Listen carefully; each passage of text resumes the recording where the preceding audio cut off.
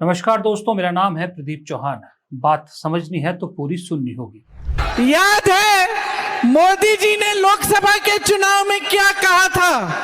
याद है मोदी जी ने लोकसभा के चुनाव में कहा था कि देशवासियों सावधान हो जाओ, ये कांग्रेस वाले तुम्हारी भैंस चुरा देंगे। कहा था कि नहीं? अरे हमें क्या पता था, ये तो वोट चुरा रहे थे। भैंस छोड़ो, ये तो आपकी वोट चुरा लिए। दोस्तों, आज बिहार में राहुल गांधी और तेजस्वी की जो वोटर अधिकार यात्रा है उसमें प्रियंका गांधी का दूसरा दिन है। प्रियंका गांधी आज फिर से उस यात्रा में शामिल होंगी। अब ये प्रियंका गांधी को लेकर बार बार मैं क्यों जिक्र कर रहा हूं, परसों भी किया, कल शाम को भी किया, वो इसलिए कि प्रियंका गांधी फैक्टर बिहार में कांग्रेस के लिए आप यूं कह सकते हो कि इस यात्रा में एक बूस्टर डोज का काम कर रहा है। बूस्टर डोज किस तरह से काम कर रहा है कि प्रियंका गांधी को देखने के लिए कल पहले दिन जो चीजें सामने आई कि किस तरह से महिलाएं ये देखने के लिए राहुल गांधी की उस यात्रा में शामिल हुई या उस यात्रा को देखने के लिए घर से बाहर निकले कि भाई हमें इंदिरा गांधी के पोता पोती देखने, हमें राजीव गांधी के बच्चों को देखना है। ये राहुल गांधी पहले भी यात्रा कर रहे थे। ये सेंटिमेंट राहुल गांधी के लिए अकेले नहीं था, लेकिन दोनों भाई बहन जब जुड़ जाते हैं तो एक परिवार कहलाता है। बिहार के डीएनए में ये दूसरों से अलग क्यों है, इसकी एक वजह यह भी हो सकती है कि बिहार में बहुत से, जो आपको मालूम है, दूसरे राज्यों के मुकाबले गरीब लोगों की तादाद ज्यादा है। दूसरा, बिहार में बहुत सी जनसंख्या ऐसी है जिसके परिवार के मुखिया या पुरुष रोजी रोटी कमाने के लिए दूसरे राज्यों में जाके काम करते हैं। आपको मालूम है, देश का कोई ऐसा राज्य नहीं है जहां कोई बिहार का आदमी काम ना कर रहा हो। खास करके अगर आप कंस्ट्रक्शन काम देखो तो उसमें सबसे ज्यादा आपको बिहार के लोग मिलेंगे। तो वो जो एक परिवार की बॉन्डिंग है ना, जब वो साल में एक बार दो बार जब अपने परिवार के पास जाते हैं, एक महीना डेढ़ महीना लगा के आते हैं ना, तो वो परिवार की बॉन्डिंग और बढ़ती है। इसलिए बिहार में दूसरे राज्यों से ज्यादा वैल्यू है परिवार की, कि दोनों या पूरा परिवार या परिवार के बच्चे एक साथ अगर कोई काम कर रहे हैं, परिवार की बॉन्डिंग वहां पर एक इमोशनल वो कह सकते हो आप कोड है जो राजनीतिक पार्टियां अक्सर वहां छेड़ती है। लालू प्रसाद यादव पर इतने आरोप लगे, इतना कुछ हुआ, लालू प्रसाद यादव ने अपनी पत्नी को मुख्यमंत्री तक बना दिया, लेकिन फिर भी बड़े गर्व से लालू का परिवार आज भी, चाहे वो तेजस्वी हो, चाहे उनकी बहनें हो या भाई हो, अपने परिवार को लेकर गौरवान्वित महसूस करते हैं। उनकी स्टेटमेंट पे हमेशा अपने परिवार पर गर्व दिखता है। वो इसीलिए क्योंकि बिहार की जनता भी लालू परिवार से जुड़ाव महसूस करती है, जो आरजेडी के समर्थक हैं। अब इसमें एक नई इक्वेशन जोड़ी है इस गांधी परिवार के भाई बहनों ने। ये एक वो कह रहे हैं कि भाई, वो कहते हैं जबरदस्त, अब मैं बूस्टर डोज कह रहा हूं, मुझे शब्द अभी समझ नहीं आ रहा इसके लिए उपयुक्त शब्द क्या होगा, लेकिन आप बात समझिए जो मैं इशारा करना चाह रहा हूं। दूसरा, कांग्रेस ने एक और चीज कह रहे हैं, जो वहां बिहार से लोग मुझे फीडबैक दे रहे हैं कि कांग्रेस ने एक और चीज बहुत बढ़िया की है जो नोटिस नहीं हो रही लेकिन अंदर अंदर काम कर रही है। और वो चीज कांग्रेस की ये है कि कांग्रेस ने एक तरफ जहां राहुल गांधी यात्रा कर रहे हैं, दूसरी तरफ अपना एक मशहूर और अच्छा वक्ता मुस्लिम चेहरा मैदान में उतार दिया है, जिसका नाम है इमरान प्रतापगढ़ी। इमरान प्रतापगढ़ी छोटी छोटी सभाओं के जरिए वो जो बिहार का मुसलमान कांग्रेस से छिटक के कहीं ओवैसी की पार्टी के साथ चला गया था, वो वापस कांग्रेस के साथ लाने में बहुत बड़ा रोल प्ले कर रहे हैं इमरान प्रतापगढ़ी। साथ में एक सिंबॉलिक प्रेजेंटेशन भी हो जाती है कि देखिए, कांग्रेस का मुस्लिम चेहरा, कांग्रेस जो है एक मुसलमान चेहरा आपके बीच भेज रही है।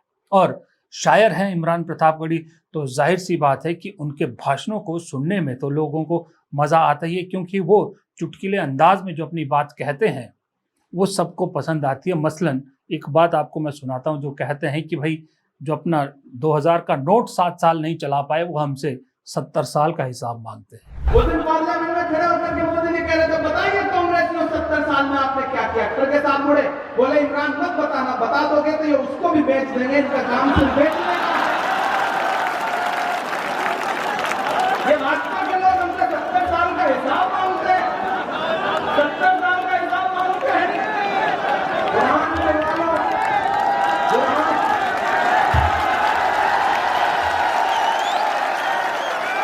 हमसे 70 साल का हिसाब मांगते हैं, बताना मत करना, ये उसको भी बेच देंगे। और एक बहुत बड़ी बात कहता हूं, आपकी तालियों का शोर जाएगा दिल्ली तक, मैं जानता हूं। वो भारतीय जनता पार्टी जो अपना चलाया हुआ 2000 का नोट 7 साल नहीं चला सकी, वो हमसे 70 साल का हिसाब मांगती है,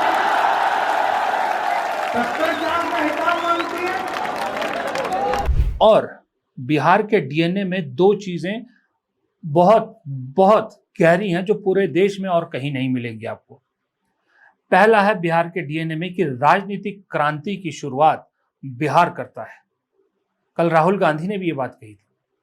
और बिहार हमेशा से इतिहास रहा है कि जब भी राजनीतिक क्रांति हुई है बिहार से शुरुआत हुई है, तो ये बिहार के डीएनए में है कि राजनीति किस करवट बैठेगी ये वो बहुत अच्छी तरह से जानते हैं। दूसरा, बिहार के डीएनए में जो चीज शामिल है जो और कहीं किसी और राज्य में नहीं है, वो ये है कि बिहार में फैमिलीज को बहुत वैल्यूज दी जाती है। परिवार, जो एक शब्द है परिवार, वो बहुत जबरदस्त तरीके से बिहार में काम करता है। इसीलिए आपने सुना होगा बिहार में अक्सर लालू परिवार, नीतीश परिवार, इसका परिवार, उसका परिवार।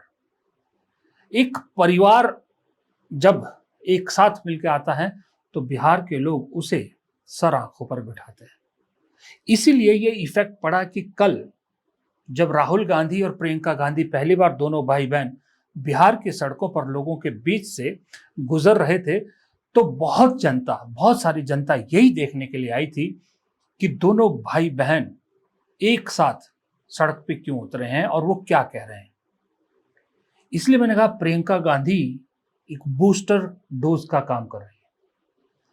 अब सवाल क्या, मांग ये उठने लगी है कि इसे देखते हुए जल्द तेजस्वी यादव को भी अपनी दोनों बहनों को इस यात्रा में बुलाना चाहिए। वो इंपैक्ट अलग ही होगा, सोशल इंपैक्ट बहुत अलग होगा कि एक तरफ लालू परिवार, लालू के बच्चे और दूसरी तरफ गांधी परिवार के बच्चे। जब दो परिवार एक साथ बिहार के लोगों से कहेंगे कि आपका वोट चोरी हो रहा है, हम आपके हक के लिए लड़ रहे हैं, संविधान बचाने की लड़ाई लड़ रहे हैं, तो इसका इंपैक्ट दुगना होगा। क्योंकि खुद चाहे वो लालू की पार्टी हो, आरजेडी हो, चाहे कांग्रेस हो, दोनों एक चीज लोगों को एक मैसेज देने की कोशिश कर रहे हैं कि ये जिस बार का बिहार में चुनाव होना है, ये सरकार बदलने का नहीं, सरोकार बदलने का चुनाव होगा। राहुल जी, तेजस्वी जी, तमाम महागठबंधन के लोग साथ में संदेश भी जा रहा है। बार बार तेजस्वी जी ने कहा कि ये चुनाव सरकार बदलने का नहीं है, सरोकार बदलने का है। ये चुनाव बिहार को कॉस्मेटिक चेंज नहीं, फंडामेंटल शिफ्ट, चाहे रोजगार का सवाल हो, नौकरी का सवाल हो, अब वो बिहार के विमर्श में है। हम मिथिलांचल में बैठे हुए हैं, हमारे महागठबंधन ने, तेजस्वी जी ने घोषणा किया कि मिथिलांचल के लिए एक ऑटोनोमस विकास बोर्ड का गठन होगा।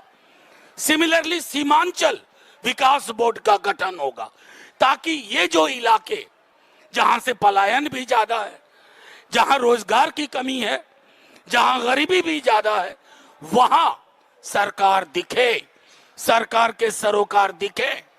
और मेरा सीधे तौर पे ये कहना है आखिरी में आप लोगों से कि मैं दोहरा रहा हूं, ये यात्रा जो चल रही है ना, ये एक पड़ाव पे पहुंचेगी, लेकिन इसकी मंजिल नवंबर का महीना है। नवंबर के महीने में बिहार अपनी मंजिल हासिल करेगा। तो एक तरफ इमरान प्रतापगढ़ी जैसा चेहरा, दूसरी तरफ प्रियंका गांधी, तीसरी तरफ अगर तेजस्वी की बहनें आ जाती हैं तो खेल कुछ और ही हो जाएगा। और दूसरी तरफ कांग्रेस ने इस यात्रा में बहुत सारी चीजें, ऐसा लगता है भारत जोड़ो यात्रा और उसके बाद न्याय यात्रा से जो सीख ली है उसको इम्प्लीमेंट किया है। आपको गाड़ी पर कभी रेवंत रेड्डी दिखेंगे, कभी सिद्धारमैया दिखेंगे, कभी आपको सुखविंदर सिंह सुक्खू दिखेंगे, कभी आपको सहयोगी दिखेंगे, स्टालिन दिखेंगे, अखिलेश दिखेंगे, सब दिखेंगे। लेकिन कांग्रेस ने जो अपने चेहरे यहाँ उतारे हैं, जो राहुल गांधी के साथ दिखते हैं, वो भी बहुत सोचा समझा कदम है। रेवंत रेड्डी उस वक्त राहुल गांधी के साथ होते हैं जब राहुल गांधी जातिगत जनगणना की बात करते हैं, ओबीसीज की बात करते हैं। उसका सबसे बड़ा उदाहरण है रेवंत रेड्डी। कांग्रेस कहती है कि हमारी बात पे विश्वास ना हो तो हमारे मुख्यमंत्री से पूछ लीजिए, जो वादा किया था हमने वो निभाया है। दलित की बात करते हैं तो उनका अपना प्रदेश अध्यक्ष हर वक्त साथ रहता ही है। इसी तरह से जब हिमाचल के मुख्यमंत्री साथ दिखेंगे गाड़ी पे तो एक अपर कास्ट को मैसेज जाता है कि सिर्फ पूरी पॉलिटिक्स दलित ओबीसी पे नहीं है। बात दलित ओबीसी की जातिगत जनगणना की 90% लोगों को उनके भागीदारी की राहुल गांधी करते हैं, लेकिन सुखविंदर सिंह सुक्खू ठाकुर जो अपर कास्ट के मुख्यमंत्री, उनको साथ यात्रा में रख के एक संदेश अपर कास्ट के लोगों को भी जाता है, खास करके वो अपर कास्ट जो बीजेपी के साथ ठगा हुआ महसूस कर रहे हैं। उसके बाद फिर आप ओबीसी के लिए आप सिद्धारमैया चेहरा होंगे आपके पास, फिर संगठन या फिर विपक्षी एकता के लिए तो मैंने बताया कि बाकी लोग होंगे साथ। तो एक ही यात्रा में कई चीजें कांग्रेस कहने की कोशिश कर रही है, एक ही यात्रा में कई मैसेज देने की कोशिश कर रही है। एक ही यात्रा में कांग्रेस जहां महागठबंधन की बात कर रही है, वहीं इस चीज का पूरा ध्यान रख रही है कि अपने पैर भी मजबूत करने। ये यात्रा का मकसद सिर्फ विधानसभा चुनाव नहीं है। असल मकसद तो राहुल गांधी जानते हैं कि अगला लोकसभा चुनाव है, जो पहले लग रहा था कि 2029 होगा। अब लेकिन हालात कुछ ऐसे लग रहे हैं कि भाई बीच में भी लोकसभा चुनाव का सामना करना पड़ सकता है। तो इसलिए संगठन पे भी काम करना जरूरी है। सिर्फ बिहार विधानसभा चुनाव तक ये जो लड़ाई नहीं है, जो वोट चोर की लड़ाई है, वोट चोर का मुद्दा नीतीश कुमार पे नहीं चिपकाया जा रहा। वोट चोर का ठप्पा मोदी जी पर लगाया जा रहा है, और मोदी जी पर वोट चोर का ठप्पा लगाने का मतलब है कि लड़ाई बिहार विधानसभा से आगे की है। बिहार विधानसभा तक तो आरजेडी की लड़ाई है। कांग्रेस के लिए तो ये कंटिन्यूअस प्रोसेस है, जिसको चलाए रखने के लिए जरूरी है कि राहुल गांधी जहां से गुजरे वहां उसके जाने के बाद, उनके जाने के बाद संगठन इस हालत में हो कि उनकी बातों को कैरी ऑन कर सके। फिलहाल इस छोटे से वीडियो में इतना ही। उम्मीद करता हूं आपको वीडियो पसंद आएगा। पसंद आए तो मेरे चैनल को सब्सक्राइब जरूर कीजिएगा, वीडियो को लाइक करना मत भूलिएगा, हो सके तो दोस्तों के साथ शेयर भी कीजिएगा, और कमेंट बॉक्स में अपनी राय तो जरूर दीजिएगा। नमस्कार।